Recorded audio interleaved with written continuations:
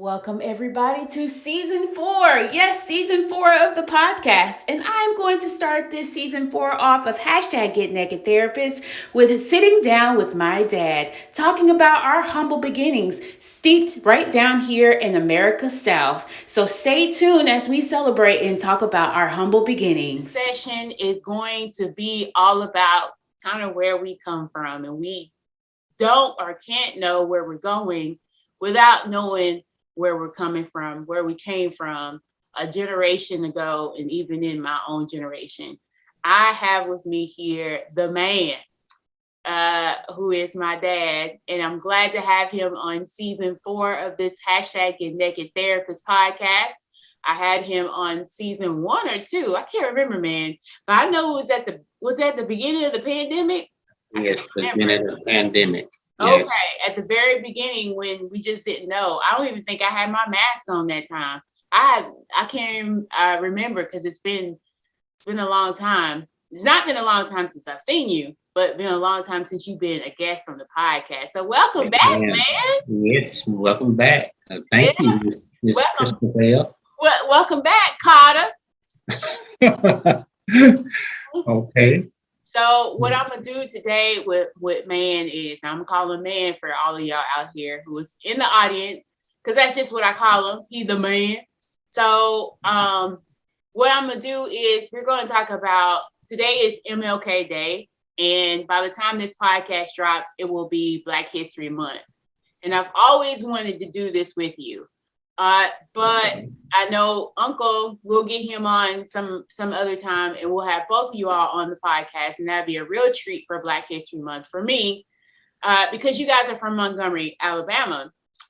Usually where we say all this stuff just kind of pops off, and we hear a lot of history stemmed in Montgomery, and you are from there. So, all right, so we've talked over the years about some things that you remember. Like this was common, just like I remember it. You remember 9/11. You remember Mhm. events that we learned in history books, and that events from Montgomery, the march from Selma to Montgomery. You remember that? Can you tell me a little bit about how much you remember? Well, that was a interesting time and a bad time for Black folks because they didn't want them to march, and had Black Sunday before that. And remember that when all the people was Brother Lewis, Mr. Lewis was beat up, and all of them beat up the first time. And then they finally marched afterwards, and we noticed all the people who were killed. I remember Viola Louiso, who's a white woman from up north somewhere, and she was killed because she was riding in the car with two Black guys. And some of the people that was interested in bringing justice and more quality to the Black folks in town and around the world as much. But they marched from Selma to Montgomery, and they finally got okay to do that. And when they came by I was in middle school then, I had junior high school then, and we walked out of school, and we was gonna meet them down on Atlanta Highway, which was this main stretch to downtown Montgomery, and they were staying at St. Jude on the campus of St. Jude High School, and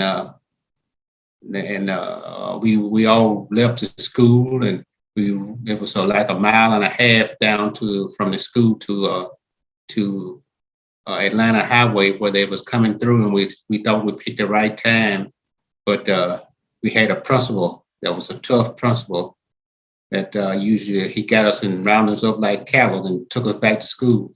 But Yeah. some of the kids missed school the next day when they got to Montgomery. And when they got to Montgomery, like they said, they camped out or stayed at the St. Jude over in front of Carver High School, which is a Black school in Montgomery. And my sister marched from St. Jude to downtown, and my mother and I and my brother went downtown and see all those Black folks and all that stuff like that. We It was a big crowd down there. You can see from the steps of the on Dexter Avenue. You can see up this Capitol. A lot of people was up there, and we went downtown. I have no idea how my mom found. She left us at a store that most Black people attended at that time. That was back in the 60s. So black people gather at a certain place, and that's where they cater to black people instead of, you can go everywhere. You can go to the to Chris's, which had the lunch counters and food to eat, and then you had to order yours and go keep going. But we went down there. My mama found my sister and all that crowd, and so that was interesting. And I remember all the days of Dr. King and what he was about, and some of the preachers that was involved. My mother participated in the Boy Scout earlier. My mother worked in as a, what you call that, honey? Clean houses for of a domestic capacity. Domestic, making $25 a week. That was back in the 60s. $25 a week? $25 a week, $5 a day. But, we stayed out in the country, and I think living in the country kind of got us by because we can grow our stuff, we can go hunting and things like that. And back then it was real prejudice.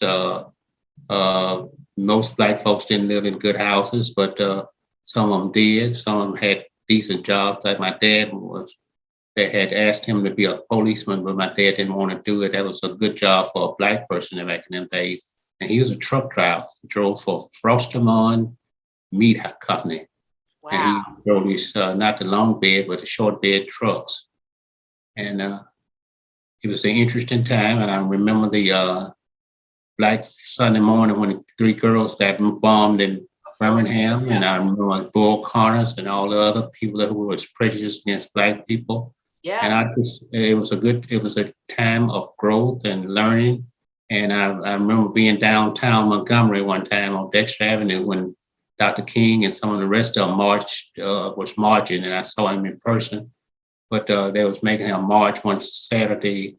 Most black folks from the country went to the city, to the town. They call it the town. Mm-hmm. Like in Nashville, they call it uptown. We're going uptown. But here, down there, you see, I'm going to town today. And most black folk got a ride and went to town and went shopping and grocery shopping and all that stuff. And then they got a ride home. But one Saturday afternoon, I saw Dr. King and Dr. Abernathy and all the rest of them downtown Montgomery marching up to the Capitol. And I just remember some of the good days of he was a minister at the Dexter Avenue Baptist Church on the corner. Mm-hmm. So you remember all those times. Yeah. And I remember Rosa Parks, and when my mother didn't ride the buses, she usually stayed with my uncle, her brother, sometimes when she couldn't make it home all the time. So she had to ride the bus to get there from on the Southern Bypass to downtown Montgomery. But she refused, and they walked and called cabs or how it was set up back in those days. To get to work, yes. So, yes. Man, how old were you when you first got an inside toilet? You will tell me. Well, let me tell you something. I was old. When we moved to a house that had an inside toilet, I was at Lipscomb in Nashville. I got a basketball scholarship. I was at Lipscomb. I was 18 or 19 years old when I got my first toilet inside of a house. And I was 11 years old when we got electricity. You said it right. Yeah. I got electricity in the house. Electricity, because usually man says electricity, and he said electricity, y'all. Yes, I know you were pissed on that one. When we got that in our house. We thought we was big time at that time. I was waiting. You thought you was highfalutin, man, with some. You got all the electricity and no inside toilet. No inside toilet, no running water. The only family I know that had running water was a hydrant in the kitchen. They had a hydrant that ran in the kitchen, but nobody around us that was black had an inside toilet, no running water inside the house, or toilet or a sink of any kind. You had to take your bath in a bucket or a tub is where you took your bath. Mm-hmm. And you had to run some hot water and do all the things necessary to have your water, your bath. And, after me and my brother got so tall and big, we couldn't get in the bucket anymore. So we had to stand up and just, like I saw some people in Africa do years ago. So that was our bath. We had a tin roof. We had a shotgun house. Mm-hmm. I mean, we had 2 rooms and a kitchen. And I think we was, and the people who owned it had a young son, and their young son used to call us the N-word sometimes when we walked by. Mm-hmm. He said, "What y'all in looking at me for?" and all that stuff. And we had all that. And when I got to high school, I worked in a restaurant. And on Friday and Saturday night, I would work in a restaurant. And one night, I was in a restaurant, and this seller, he was a seller. They used to come in late at night. It was open 24 hours a day. And I used to work from 11 to 7. And this seller, one time, I was out sweeping the floor, and I think his foot was stuck out. And he said, that end swept your feet, and it just broke my heart. It just went through me like a dose of, like country folks used to say, a dose of castor oil. So he called you the N-word while you was sweeping? Yeah, sweeping. It was one of these days when a lot of people had come up from Florida because it was a hurricane or tornado. A lot of time they'd come up from Montgomery, from Florida, up to Montgomery to stay while the hurricane was prevalent, and then they would go back home. And one night, about 1 or 2 o'clock in the morning is when he did it. Yeah. And it just, oh man, it's funny. It's a bad feeling to get demoralized by somebody like that. And I was 17, 18 years old when it happened. Yeah. And I felt like jumping on him, but I know that it wasn't a good thing to do. So I went back in the back. And the waitress, who was white, came back and kind of consoled me. But that was one of the times that I call that the N-word by a white person. And it just didn't feel good. It just was a bad feeling. I've never heard that story. Have you told that story before? No, I hadn't told you that story before, but that's what happened. Yeah, why you don't know it. You don't need to know everything. Yeah, okay. The pains of growing up in Montgomery, Alabama, which is a prejudiced town. It was had George Wallace as the governor, and then he had his wife, Colleen Wallace, and he stood in the gates and the doors of the University of Alabama, and all the things that he got segregation now and segregation forever. Mm-hmm. And that was George Wallace. Mm-hmm, mm-hmm. So speaking of that, how did desegregation, how did that affect you in Twin? Okay, we went from high school. I'm a graduate of a 2-room elementary school. One teacher taught 1 through 3.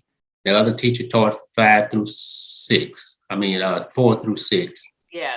So I'm a graduate of that. That's how it was down in the country. You had a 2-room coat room, like a storage room where you put your coats in. But I went to predominantly black schools from that time until I was in the 12th grade. I went to Carver High School, and then desegregation busing started, and I had to go to Robert E. Lee High School. Mm-hmm. And that was a lot of fights and discomfort for me, and all the other things that goes on. And when you go to a school that you thought you were going to graduate from, a predominantly black school, and then you switch to a white school, predominantly white school, and it's ironic that those schools now are predominantly black. They're inner city schools now. Yes. So it's got a lot of private school. At the time, they didn't have one private school. There was a Catholic school, and it was white. And St. Jude was a black Catholic school. It was the only school other than the public schools, like Carver and Booker T. Washington was crosstown. We was crosstown rivals from each other. And then they started building another school called Jefferson Davis. Yeah, Jeff Davis, yeah. Jeff Davis, and we didn't realize. I knew that Robert E. Lee, who he was, but I didn't know too much about Jefferson Davis. I knew there was a segregation. I knew there was a something to do with the Civil War. But to understand it, you know, it's just one of those things. When we saw a statue of him out front, it just a statue to us. Mm-hmm. So what do you say to people now when they're saying that they want to rename these high schools? What do you say about that? Uh,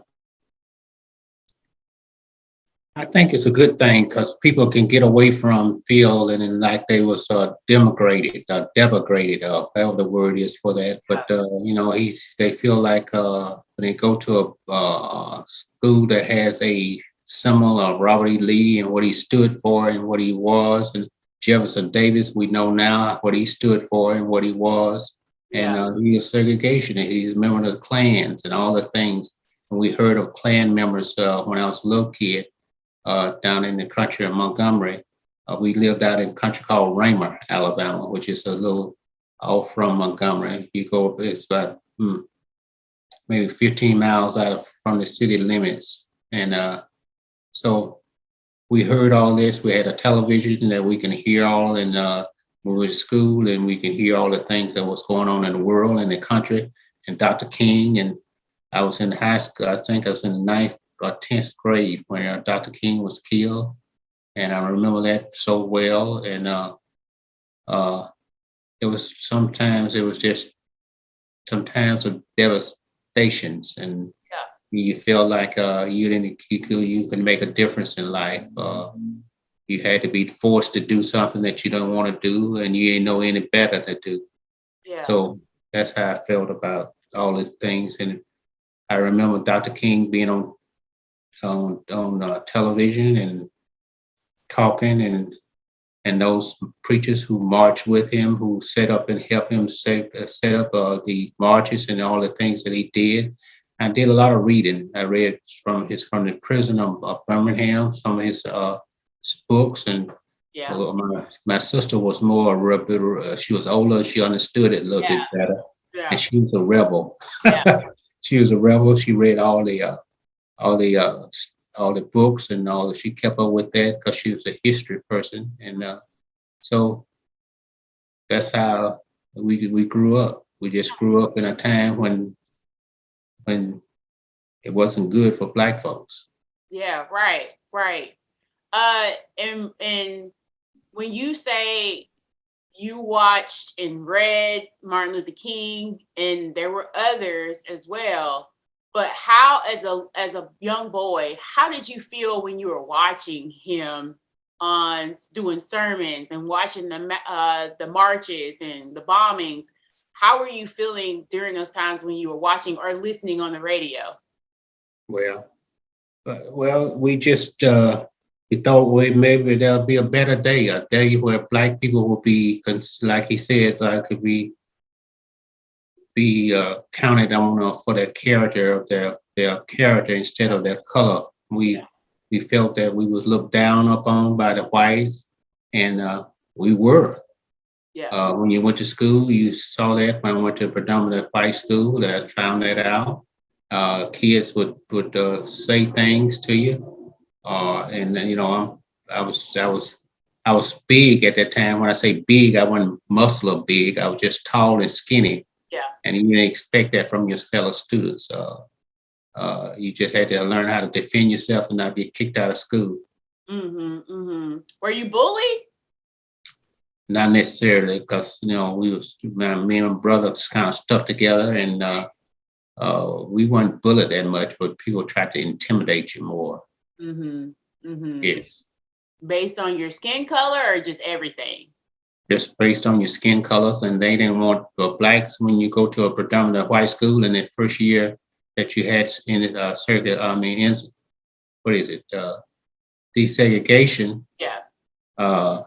They didn't want you in your school. They didn't want you walking around in that property. They thought you was less than that, and that's where they were grown up. And but life got a little bit better as time going on. Yeah. When do you say you think that you saw change? Probably when I got to Nashville and went to school at Lipscomb, David Lipscomb, even though it was a Christian school.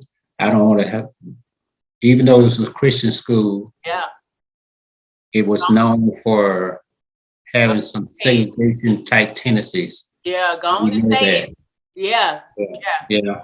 But my my co-students or Cohorts. they Yeah. always cohorts at school always says, I didn't look at it because I was a basketball player and I got treated differently. Yes. At my times when I was out there, I had the best experience, and they necessarily didn't have the best experience. Yeah. I mean, I had the experience of going to teacher's home for a class in the morning, and his wife cooking us breakfast, Yeah. and 2 or 3 blacks was in that class. And I remember after a basketball practice one evening, we went to an English lit teacher, and I had a report to do, and walking down the street on Belmont Avenue and to the teacher's house. And after we had our class, she fed us and she met our family. So I just had a good relationship with everybody. I didn't have any outside. I don't know whether or not my co-students or co-black students, that is, felt that they didn't have a good enough experience as I did because I was an athlete or something. But Yeah. I didn't have some of the experience that they had, and then because of my height, or maybe because I played basketball, they knew who I was. Yeah. Because you're an athlete, man. Yeah. Do you think that you would still go through what you were going through as a child if you had stayed in Montgomery? I think Montgomery has changed a lot. When we go home now, it has changed a lot. And the black people are everywhere. Black people got good homes. If you build a house somewhere in a neighborhood, even down there, the house cost of homes are more than it is in Nashville before we got this big lunge in it. But because I think they tried to build homes where they will keep black people out, minorities out. But black minorities has good jobs and they're paying the money and they can afford to buy houses that are big in a black and white neighborhood. So it's not in the neighborhoods down there. I know it's probably still some kind of way prejudice, but it's not nothing like it was before. Yeah. Yeah. And for a long time, man, I really didn't know. I didn't know white people existed in Montgomery for some reason. I just never saw them. As a kid, I don't remember seeing a white person in Montgomery. So I just thought it was all black. Probably because that's where grandmama stayed. And that's where, my uncle stayed, I guess, in the more predominantly black neighborhood. So that's where the white flight was. And where grandma lived was where white flight is. She bought that house when the school started desegregating. Carver High School, when the kids in that neighborhood would have gone to Carver High School, which was a black school, and they started moving out and selling it to blacks. So that's how it was back in those days. Yeah, yeah. So I'm so glad I go to Carver High.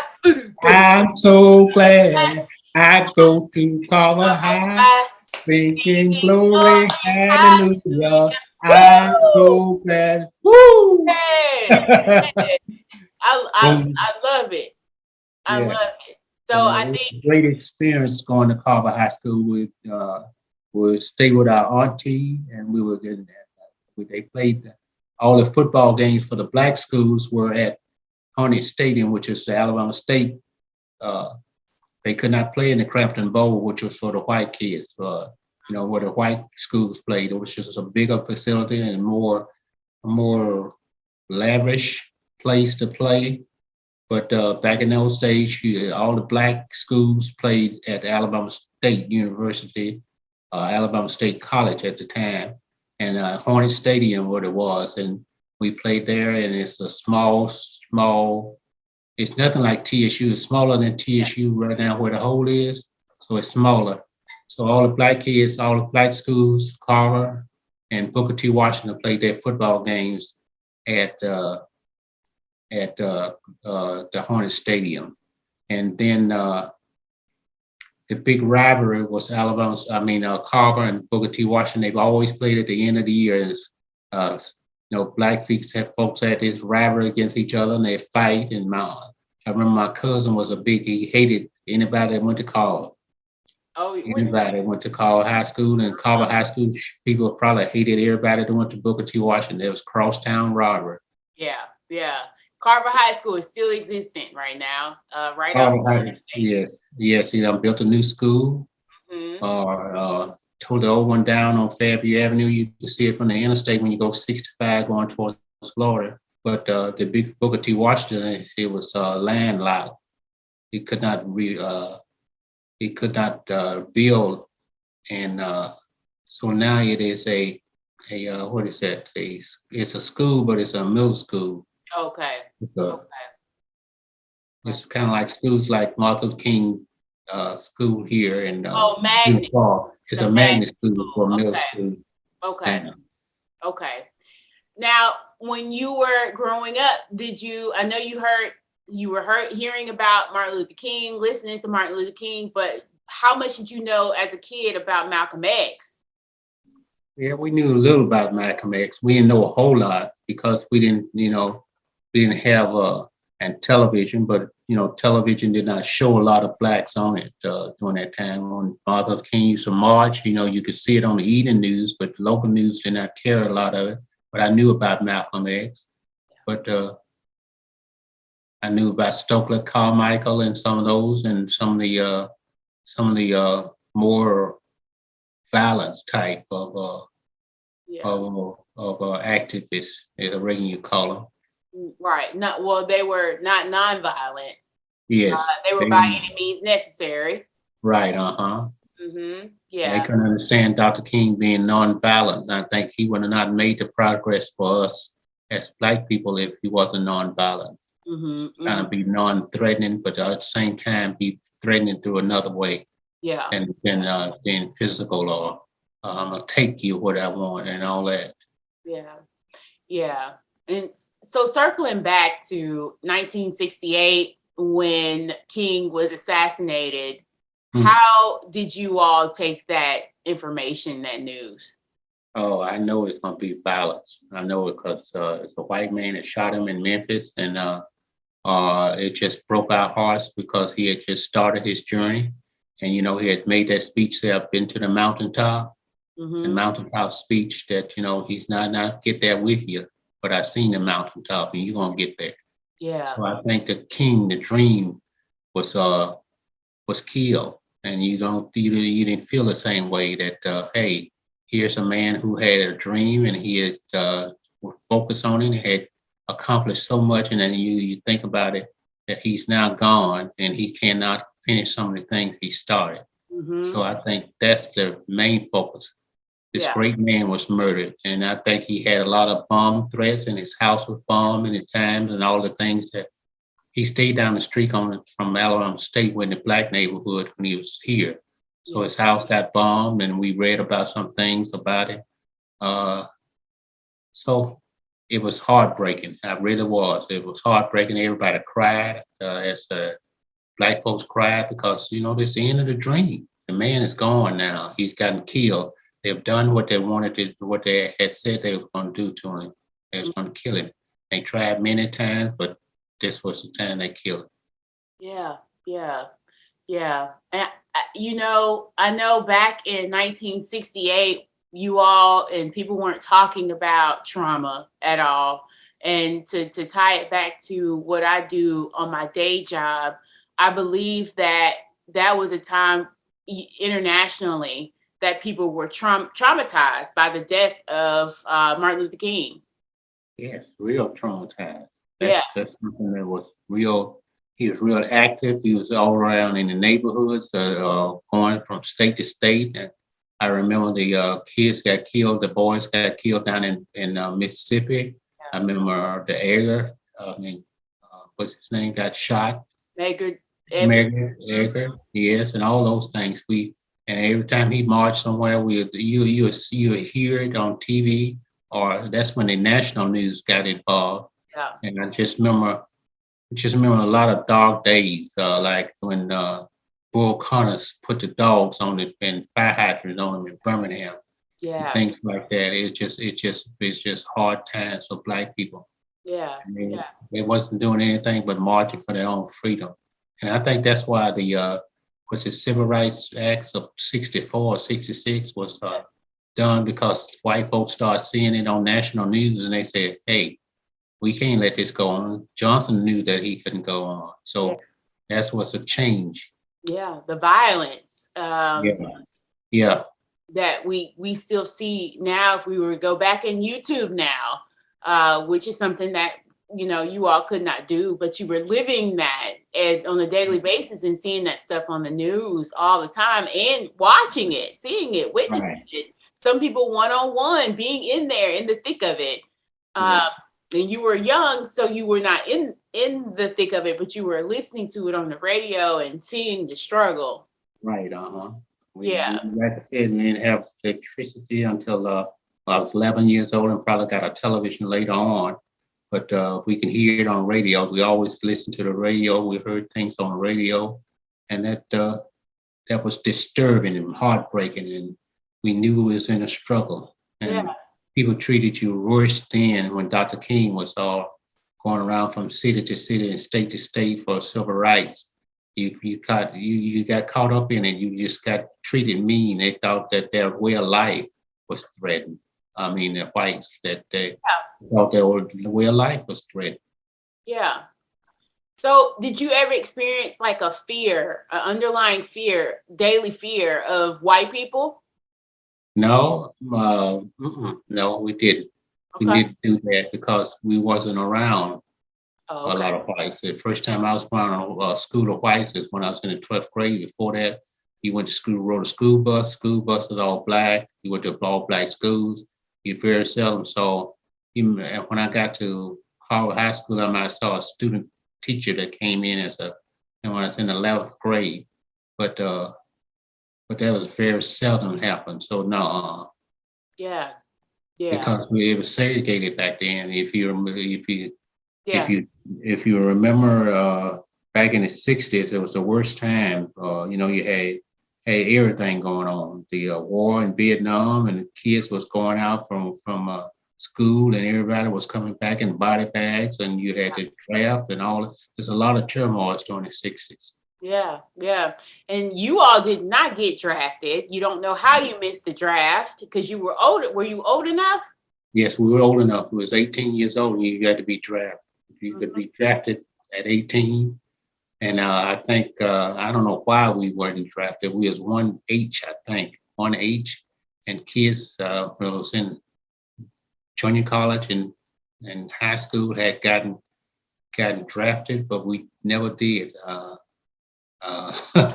That was a good thing for us, because my mom could not understand it, for us to be gone and know you was going to Vietnam. I thought it would try to kill her earlier than what she did and when she died.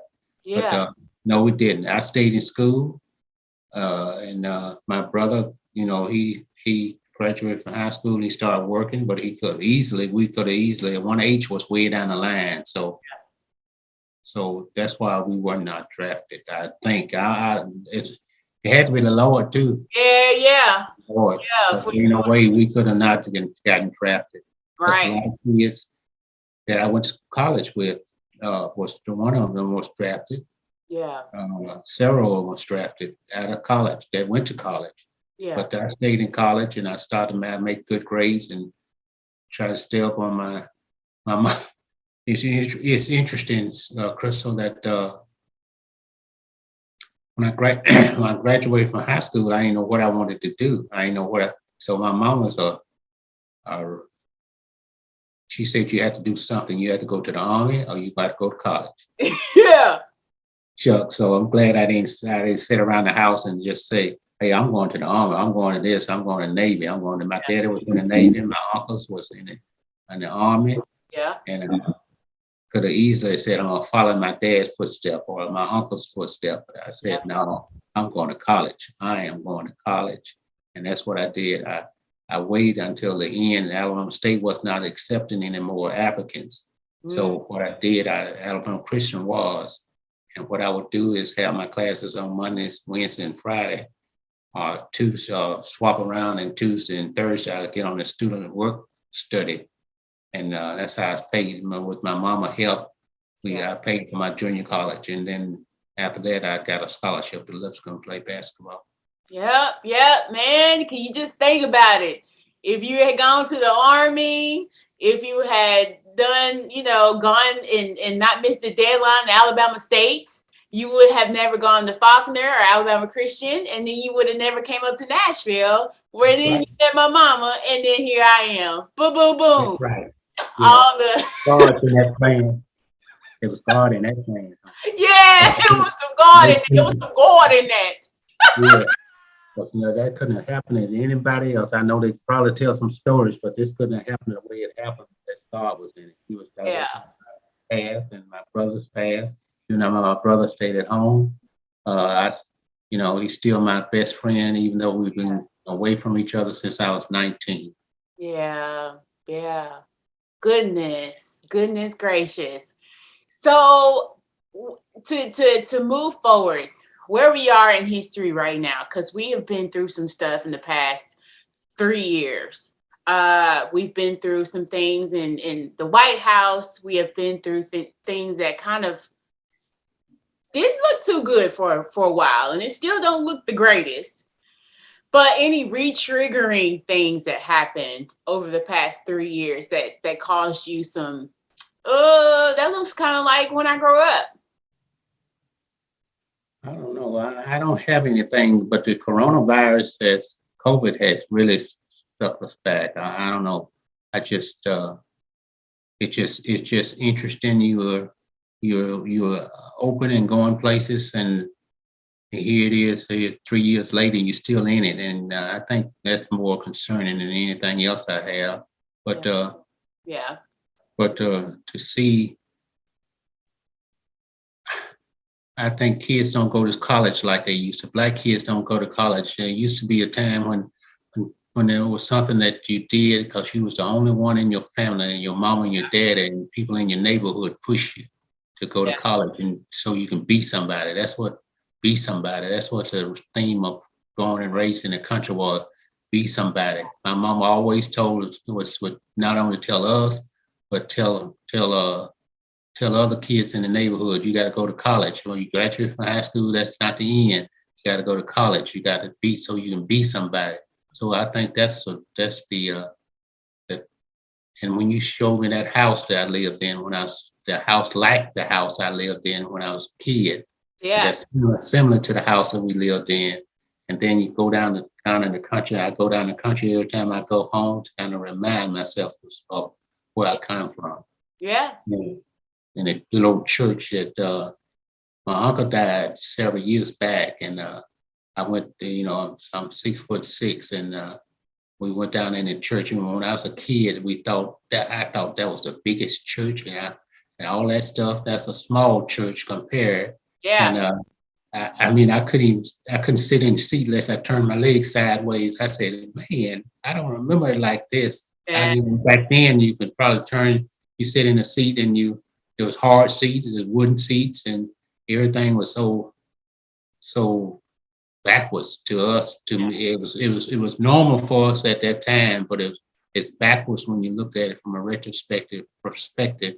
Yeah. Now that you've gotten older, and the old church doesn't feel the same way, it doesn't look the same way. Yeah. And some of the things that you went through, and we always went to a Baptist church or a Methodist church. I don't know how I got there, but I got baptized in a Methodist church.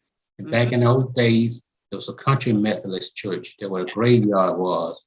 And you just, and we got baptized. You have a baptism of Sunday.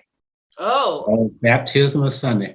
And we went up to the pond. The pond was one of those big old ponds that the man that owned the land close by, they allowed us to be baptized, and they used that pond to baptize. Yeah. When we went down into the water, it was so red clay that you sunk down in, and the cows came in and drank water while you was doing it, and all those things I remember. Mm-hmm. I remember when they put you down in there, your foot stuck, and you had to lift your foot up and go, because it was old red clay, sticky mud. Yeah. So those some of the things I remember. Yeah. Yeah. Hey, you remember when you went to Lipscomb and you saw people spitting in the sink? Oh yes. I thought that was nasty. I thought, Yeah. yeah, what you doing? We used to brush our teeth, spit outside or something like that, or spit. We ain't spit in no pail or anything like that. We used to spit. We brush your teeth, you brush it outside, you spit around wherever you were. But I saw that I was first time I went to school at Lipscomb. We were in a shower area, and I never had a shower. I mean, I'm taking a shower because I had an aunties that stays in the city. We used to go visit them and stay with them, and we had a shower. But to see somebody spit in the sink when they're brushing their teeth, I thought that was odd. I never seen that before. Mm-hmm. Mm-hmm. So how long did it take you to adjust to that? After about, probably about a month or two, because everybody was you took a shower in the morning, go get ready for classes, and all the guys was in there. I stayed on the floor. The seventh floor was the athletes floor, and you got used to it. So that's normal. That's not something somebody nasty and doing. But that's the strangest thing. You thought because they were spitting in the sink, which they should spit in, Mm-hmm. that they was nasty. I said, man, what are they doing? They spitting in the sink. Oh, you're supposed to spit outside. You know, they spit outside. I hope they didn't run down them steps and spit outside. Right. Right. Or Bless spit in you. you had a glass, a cup or something that you brush your teeth and you spit back in there and then you throw it out. Okay. Yeah, no, you can actually spit in the sink now. Yeah. You But that's something evolved. getting used to. Yeah. Yeah. So I'm not gonna keep you too long, man, but I want you to explain what piece of a house is. Now You heard me talk about a piece of house. for the Okay. longest time, I thought you were saying pizza house, like a pan Oh, pizza house. For yeah, the pizza house. longest time, up until last year, you were like, I ain't saying pizza house, piece of a house. Yeah, Ah, that's what you meant by pizza of a house. My first experience in a house was it rained on it. You know, you heard them folks say it rained on the inside more than it rained on the outside. mm-hmm. Well, that's the house we had. We had buckets in the floor to catch the rain, and Yeah, you had to, because it rained all the time. That's why you had a piece of house. It's a piece of a house. yeah, It's nothing like you have now.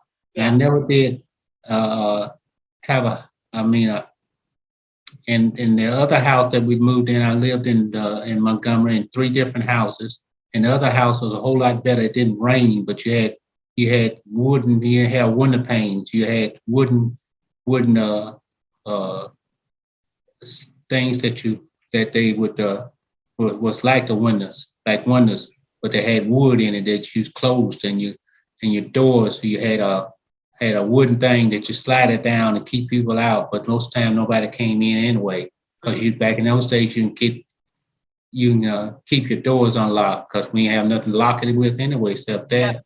Yeah. And a shotgun over the door post, over Shotgun. the door, and stuff like that. And a bunch of dogs outside under the house and around the house that gave you a warning that somebody was coming or something was happening. But most of the time there was nobody coming or something like that because everybody lived the same way. So that piece of house mean a piece of a house. That's what we had. It had more holes in it and it let the cold air in the wintertime and the hot air in the summertime. And we used to sit under had a big oak tree that we laid on and to keep us out of when the sun moved, you had to move up to another place. And we didn't have fans and stuff like that. Had our wooden stoves, wooden fireplaces. And the interesting thing about fireplaces, my mama and grandma was paranoid about when you left the house, you had to clean this fireplace out in the wintertime. And then you had to pour the water on it. And then if you had any extra, you put pots around the front of the fireplace and keep wood from falling off and burning the house down while you're gone. Right. Because you had a neighbor that had their house burned. Yeah, we had not a neighbor, but we had a family that stayed up the street, and she had 12 kids. And then one night a fire broke out, and I think about 8 or 9 of the kids died in the fire, along with the mom. Mm-hmm. Yeah. Most of the house was made out of wood, and wood that burned quickly, and it didn't take long. That was the most devastating of people that you knew that died in a house fire that I know of. Yeah. Yeah. Because you stayed out in the country, you couldn't get a fire truck to you. And by the time the fire truck got down in the country, it was all burned. Mm-hmm. Mm-hmm. Yeah. Yeah. Because I do remember that story. I do remember it sounding like it's very tragic, because it was. And was that the same family that would run around with no clothes on?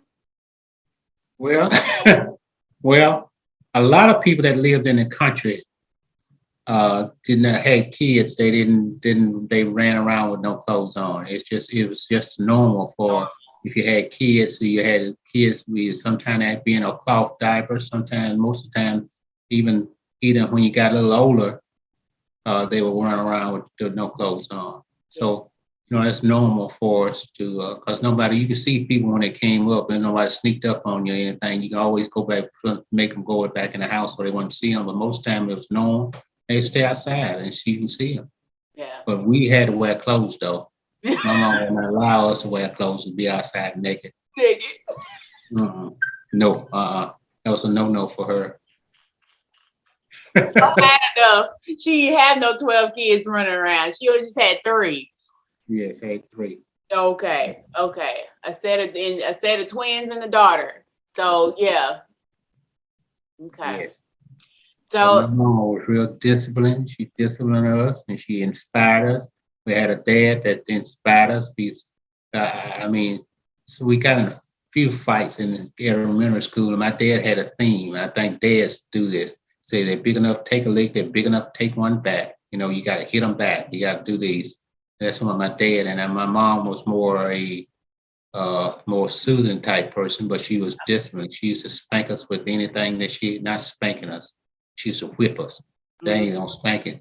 Mm-hmm. Spanking is when you use your hands. She used to use whatever was.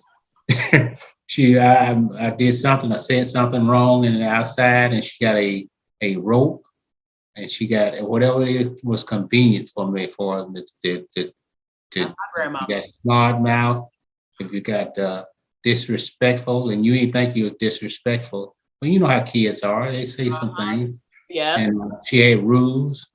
We had to accomplish. She had to be up at a certain time in the morning, because we know we had to be up. That's probably still why I'm a morning person now, because we had to get up in the morning. You had to feed the hogs, slop the pigs. Yeah. All before we ran down to the bus stop, which is about a mile away, almost a mile, about a half a mile away, through the country, up the gates, old gates, and through the cow fields and stuff like that, and up to the gate and stuff where you caught the bus. But we had to feed the chicken. My brother and I would take turns in making a fire in the morning. We, the fireplace, and he'll make a fire one morning, and I would milk the cows.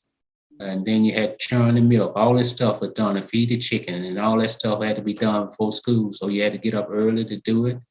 When you came home, you had to get out of your school clothes, and hang them up right. They had to be hung right and put up. And then you got in your old slop around and boots and galoshes and whatever you want to call them.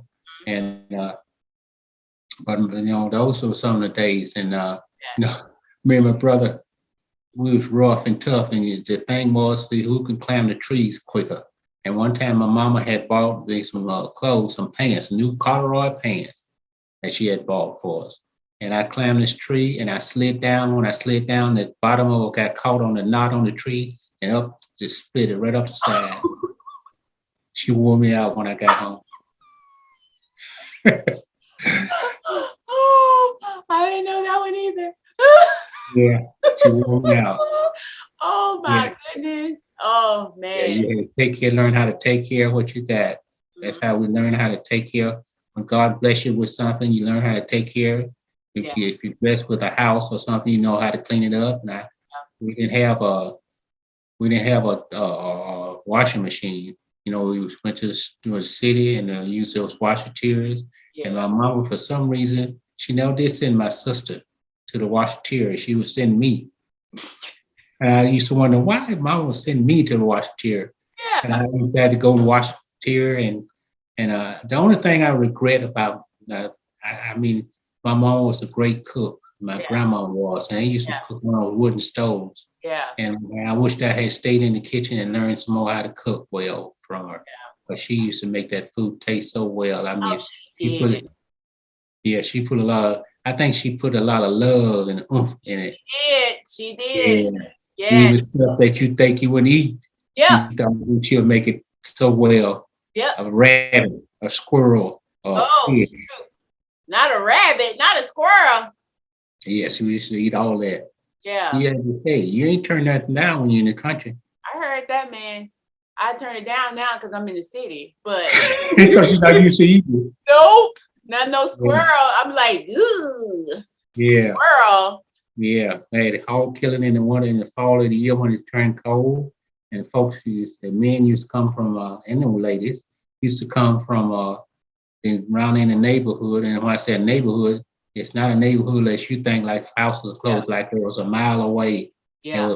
We were having a hog killing that day, and when they come help you, they will get something from it, from the hog.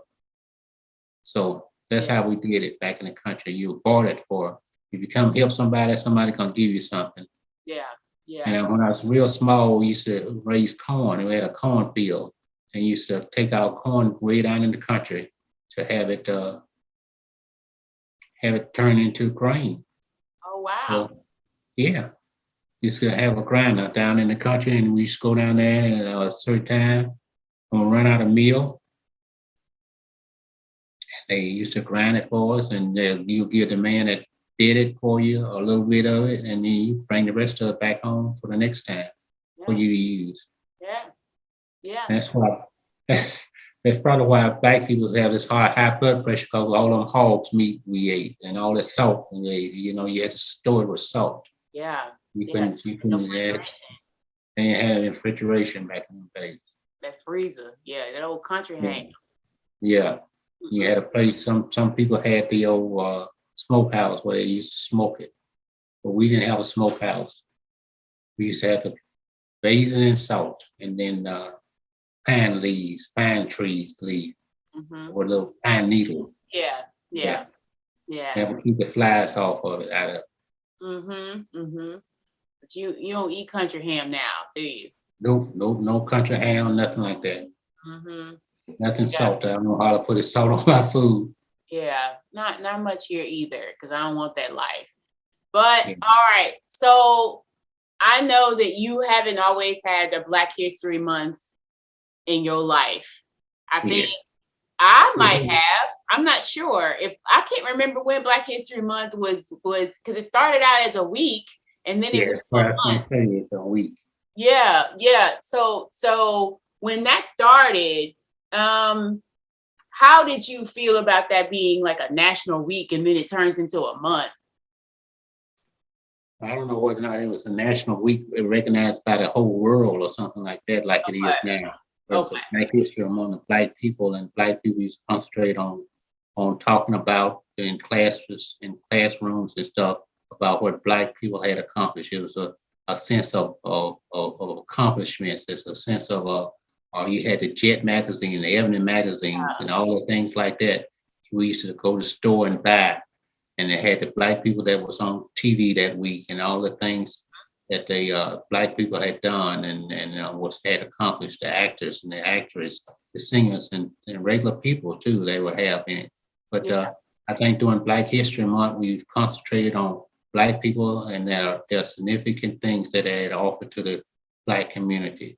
Yeah. And it made you want to achieve and do the same thing if you had the opportunity to do it. And a lot of those was from poor Black Mississippi and Alabama and Tennessee and Georgia places. That's where they came from, and they accomplished a whole lot. And that gave you the opportunity to look at those, and you can move out of your dump that you're in. But at the time, you didn't think it was a dump. It was, right. Because I didn't think I was poor till I got grown and had my own house or something. I didn't think I was poor when we was living in the country with a 2 room, with 1 room, two. My mom and dad slept in one bed, and we and my brother and I forgot my sister who slept in the bed with my mom, but my dad worked at night and he wasn't at home. So you had that, and then in the other room, my grandma, my uncles, my cousins.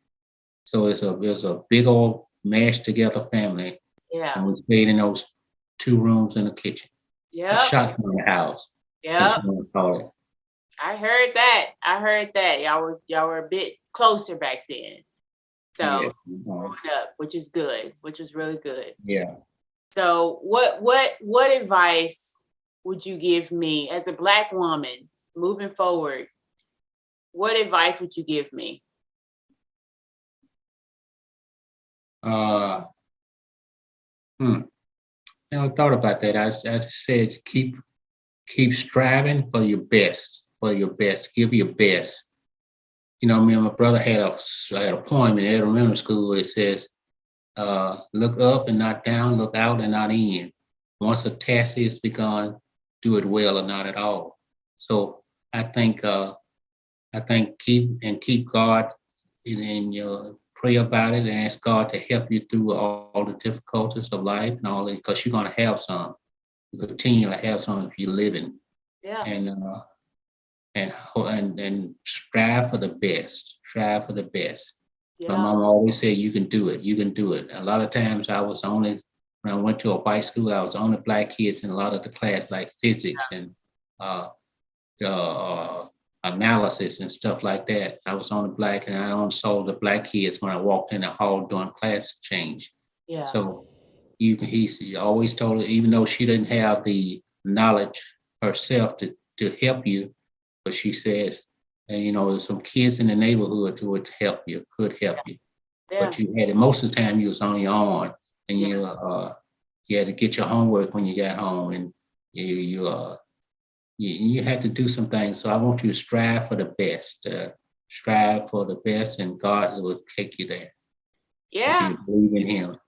Oh yeah. I think so far so good, boo boo.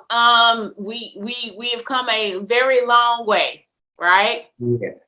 Come Yes, on. from the country Alabama, Raymond, Alabama, all the way to the house that you see here. Yeah, yeah. You got running water and all the other stuff, and you got a closet so you put your clothes on instead of running a line. Yeah. Ain't got no lines, boo boo. We got inside toilets, we got air conditioning and heating, Yeah. windows, all of Yeah. that stuff. Yeah. I remember, before I let you go, I remember one night a windstorm came up, and we had one of them wooden windows open. And then, when the wind comes in, if it doesn't have an outlet to go out, and my mama fighting to close that window before it busted the house wide open. Ooh-wee. Things like that. Old country windows. If we Yeah. probably had window pane, it probably blew it open too, because it wouldn't have been wasn't strong enough. Yeah, yeah. Well, I definitely know that I gather some inspiration from you and thinking about my grandma, your mom, thinking about her a lot. You all are one of the reasons why I do what I do at #GetNakidTherapist and on my day job, because your mom was so thoughtful. She was always very thoughtful. And I will never forget that. I had her only 11 years of my life, 10 and a half, 11 years of my life. But I remember her just being the most thoughtfulest person that I had ever met, and the sweetest person I had ever met. And I believe that I'm able to do that, hopefully, with other people in my life, and share that with my loved ones and make them feel important as well. So I'm grounded by your history. That is also my history. I think about it a lot. I have rocks that I have collected in Rammer, Alabama, that I keep with me as a reminder of where I come from. I feel connected to it. even though it's rocks, but I feel very connected to it because I know you were there, uncle was there, my grandma, great grandma was there, my brother was there, loved the place, dad was there, who was my great uncle that passed. So I feel connected to the land. I feel connected to your history because your history is my history, boo boo. Yes. Yes. Yeah. Can I tell one more story before I go? Yeah, you can. Go ahead. Tell us this one's on you. On you and GP and my son. Yeah. So every time we go home to Montgomery, we was always go down the country so they'll know where the country was and how we used to live in the house. My dad, she said dad, which was my uncle, he always stayed in the country. And we used to go down there and he had hogs and all the other stuff country people had.